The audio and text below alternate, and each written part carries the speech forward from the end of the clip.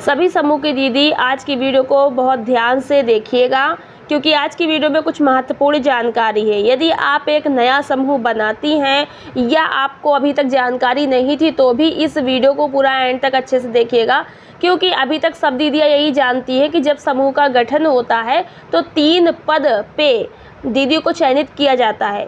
तो 3 पद वो सभी को पता है, अध्यक्ष, सचिव, कोषाध्यक्ष। लेकिन समूह में 3 नहीं 4 पदों पर दीदी का चयन किया जाता है। चौथा पद कौन सा है वो भी मैं आपको बताएंगे, जो कि समूह गठन के समय ही होता है। तो अभी तक जितने भी समूह बनाए गए हैं या बन रहे हैं, अधिकांश दीदी को जानकारी नहीं होती। जब भी समूह का गठन होता है तो आईसीआरपी दीदी टीम जो आती है उनके माध्यम से होता है, या फिर दीदियाँ गांव में स्वयं भी 10 दीदी इकट्ठे होकर के अपना एक समूह गठित करती हैं। तो जब समूह का गठन होता है तो बहुत सी दीदी को तो पूरा जो है उनका रूल नियम समूह का जो भी है वो जानकारी नहीं होती। जानकारी के अभाव में वो जो है सही तरीके से दीदियों का चयन नहीं करवा पाती हैं। दीदी आज के वीडियो में हम आपको जो जानकारी बताने वाले हैं उसको थोड़ा ध्यान से सुनिएगा, समझिएगा। देखिए दीदी, अगर आप एक नया समूह बनाती हैं तो देखिए, जब आप समूह का गठन करती हैं तो 10 दीदी कम से कम तो सहमत होती है ना। अपने मोहल्ले टोला का 10 दीदी जो है वो इकट्ठी होती हैं, भाई हम लोग मिलकर एक समूह बनाएंगे। समूह बनाने का उद्देश्य भी होता है, क्योंकि ऐसे नहीं समूह बनाते। समूह केवल फंड पाने के लिए, सरकारी पैसा पाने के लिए समूह नहीं बनते हैं। समूह सरकारी पैसा पाने के लिए प्लस उसके माध्यम से कोई रोजगार स्थापित करने के लिए समूह बनाए जाते हैं। समूह का उद्देश्य यही होता है। फिर समूह में जुड़ने के बाद दीदी को कैडर के पदों पे जॉब भी निकलती हैं, तो उसमें भी आवेदन कर सकती हैं। तो यहाँ पर ये समूह को बनाने का उद्देश्य है। लेकिन जब समूह का गठन होता है, मान लीजिए आपने 10 दीदी मिलकर समूह बनाया है, तो समूह में जो भी 10 दीदी है, 10 दीदी समूह की सदस्य कहलाएंगी। बहुत दीदी तो ये सोचती हैं पदाधिकारी अलग होते हैं और बची दीदी जो होती हैं वो सदस्य होती हैं। वैसे मैं आपको बता दें कि समूह में जितनी भी दीदी होती हैं सभी सदस्य ही होती हैं, ठीक है, चाहे वो पदाधिकारी ही क्यों ना हो।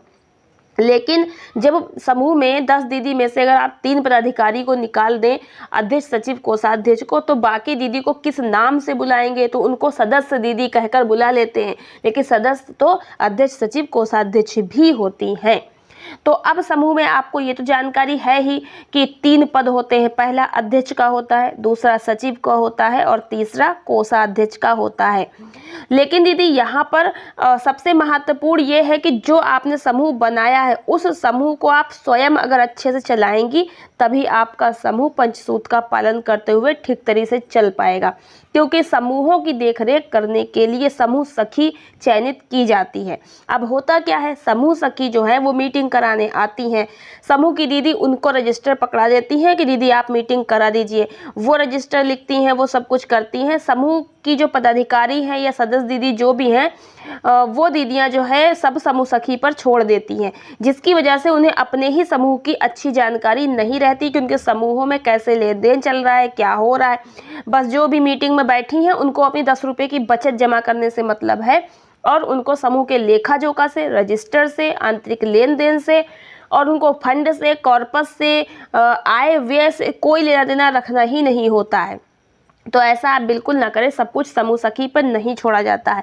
समूह सखी आपकी हेल्प के लिए है। ब्लॉग जा कर के वो सारी जानकारी समूह से रिलेटेड लेकर आती है, जो आप सभी को बताती है और आप सबकी हेल्प भी करती है मीटिंग कराने में, बैंक जाने में, कोई भी आपका डॉक्यूमेंट पहुंचाने में। लेकिन जो समूह को चलाने का काम है वो जिम्मेदारी समूह की पदाधिकारी की होती है, अध्यक्ष, सचिव, कोषाध्यक्ष की ही होती है, जिसमें अध्यक्ष प्रथम स्थान पे होती है, मेन होती है, प्रमुख होती है। पूरे समूह का संचालन जो है वह अध्यक्ष की जिम्मेदारी होती है।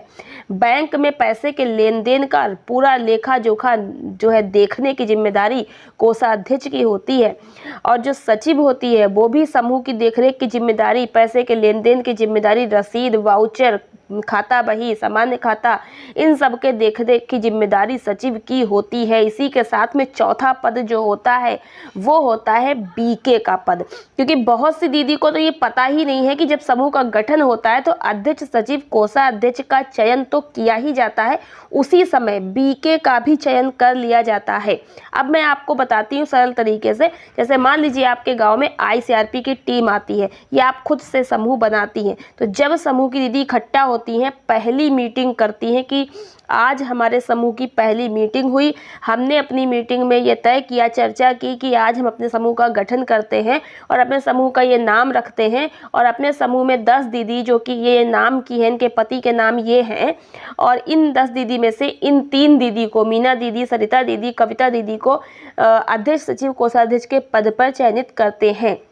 सभी की सहमति से मीना देवी दीदी अध्यक्ष पद पर चयनित हुई हैं, इनके पति का नाम। सरिता दीदी सचिव पद पर चयनित हुई है, इनके पति का नाम। और जो कविता दीदी है वो कोषाध्यक्ष के पद पर चयनित हुई है, इनका नाम। फिर चौथी एक और दीदी आपको अपने समूह में से चयनित करनी होगी, लेखपाल, बीके या बुक कीपर के पद पर। तो सुमन दीदी बीके के पद पर चयनित की है, इनके पति का नाम। चारों का आपको करना है। ये जानकारी जो है बहुत दीदी को नहीं होती, जिसकी वजह से बीके का पद छूट जाता है। केवल 3 दीदियां चयनित हो जाती हैं, अध्यक्ष, सचिव, कोषाध्यक्ष, क्योंकि 3 दीदियों के हस्ताक्षर से खाते का संचालन होता है बैंक में, इसलिए 3 दीदी को महत्व है। और बीके का पद छूट जाता है। फिर जो रजिस्टर हैं वो समूह सखी लिखती हैं, या कोई समूह में दीदी लिख दी तो लिख दी, नहीं तो ऐसे ही रह जाते हैं।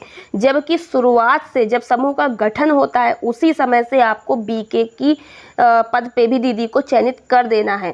तो बीके के पद पर जो दीदी चयनित होगी वो समूह के शुरू से रजिस्टर लिखेगी, पहली मीटिंग से लेकर के आपके प्रत्येक लेन देन का, बचत का, हिसाब किताब का, लेखा जोखा शुरू से समूह का रहेगा। तो आपको बहुत आसानी रहेगी, आगे आप आसानी तरीके से अपने समूह के प्रत्येक जो पैसे का लेन देन है, जो हिसाब किताब है, उसको आसानी से निकाल सकते, समझ सकते। और उन दीदी को शुरू से जानकारी भी रहेगी कि अपने समूह में किस प्रकार से लेन देन चल रहा है, कितना फंड आया है, कितना बटा है, कितना ऋण वापसी हुआ है, लेखा जोखा वो भी करती रहेगी। शुरू से एक एक मीटिंग जो भी आप कर रही हैं, अपने आप आपको शुरू से अपने समूह की मीटिंग को लिखना है। और जितने रजिस्टर आपको मिले हैं वो आपको लिखने होंगे। रजिस्टर जो समूह के होते हैं ब्लॉक की तरफ से मिलते हैं, जो कि बैंक में खाता खुलने के बाद मिलते हैं, लेकिन जब समूह का गठन होता है तो आपको खुद से एक सादा सा रजिस्टर खरीदना होता है, या आपको मिल जाता है ब्लॉक की तरफ से। जब समूह का गठन होता है उस समय वहाँ से मिल जाता है, या फिर आपको खुद से खरीदना होता है। तो आपको उस पे ही लिखना होता है शुरुआत से। तो 1 महीने तो आप उसी पे लिखेंगे, और जब आपके समूह का बैंक में खाता खुल जाएगा और आपको ब्लॉक से जो 6 रजिस्टर होते हैं प्रकार के, वो आपको रोकड़ बही, सामान्य खाता बही, बचत ऋण पुस्तिका, कार्रवाई पुस्तिका, ये सब मिल जाते हैं, तो फिर आपको अपने वो सिंगल वाले रजिस्टर से देख देख के शुरुआत से जितनी भी मीटिंग आपने उसमें लिखी थी वो शुरू से आपको अपनी कार्रवाई रजिस्टर से लेकर के रोकड़ बही, सामान्य खाता सब में आपको लिखना है।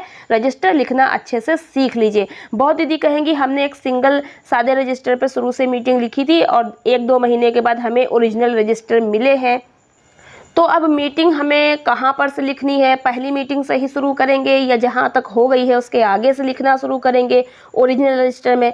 दीदी आपको बता दें कि आपने सादे रजिस्टर पर, सिंगल रजिस्टर पर शुरू से जो मीटिंग लिखी है उसको शुरू से ही ओरिजिनल रजिस्टर पे भी लिखिए, ठीक है। अब बात आती है कि जो लेखपाल दीदी बनेगी, बीके बनेगी, उसको मानदेय कैसे मिलेगा? तो जो समूह की दीदी होती है, आपने उसको चयनित कर लिया अपने ही समूह में बीके के पद पे, तो उसको मानदेय आप तब देंगी जब आपके समूह में कॉर्पस इकट्ठा हो जाएगा, फंड आ जाएगा, कुछ ब्याज आदि मिलने लगेगा।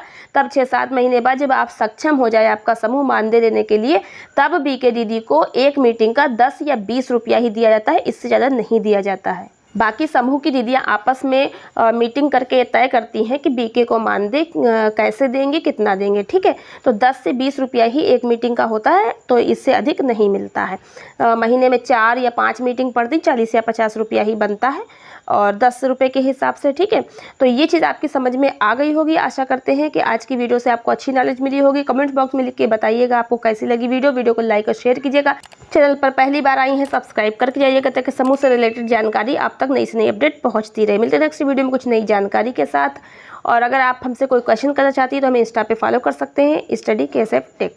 आज की वीडियो में इतना ही। वीडियो एंड तक देखने का बहुत बहुत धन्यवाद।